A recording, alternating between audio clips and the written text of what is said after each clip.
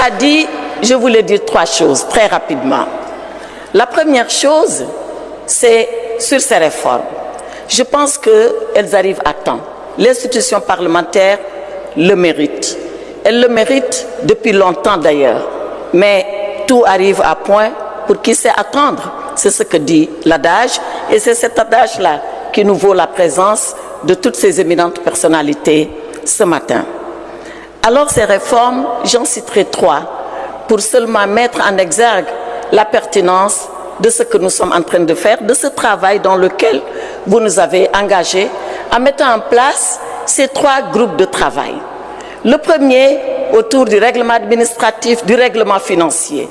Et nous constatons que certains travailleurs ici sont régis par des textes, on l'a dit, obsolètes, datant de 1963 pour ce qui est du règlement financier, datant de 1985.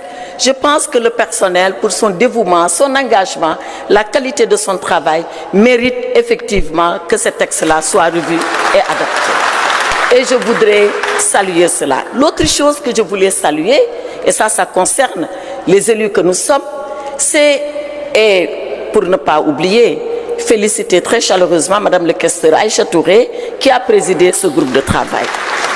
L'autre groupe de travail, et je voulais également saluer cela et saluer l'honorable député, le professeur Mohamed Sall, qui l'a présidé, c'est sur le groupe de travail sur l'évaluation des politiques publiques et saluer la pertinence. Nous les députés, on nous enseigne, on nous a toujours dit, c'est même prescrit par la Constitution, la loi organique, que notre travail consiste, 1, à voter les lois, on le fait, 2, à contrôler le travail de l'exécutif, du gouvernement, on le fait, 3, à évaluer les politiques publiques. Et je m'arrête là.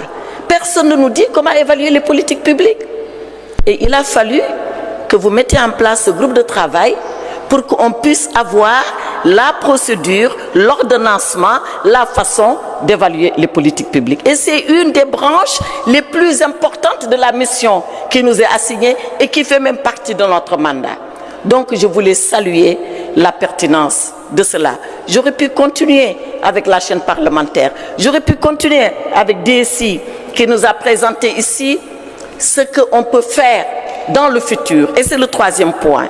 Qu'allons-nous faire pour le futur? Pour le futur, Monsieur le Président a laissé le beau château blanc à venir assister à nos travaux. Lui aussi fait partie de l'institution parlementaire. C'est l'inclusion totale de Monsieur le Président. Voilà, ça va jusque-là. Donc, Monsieur le Président,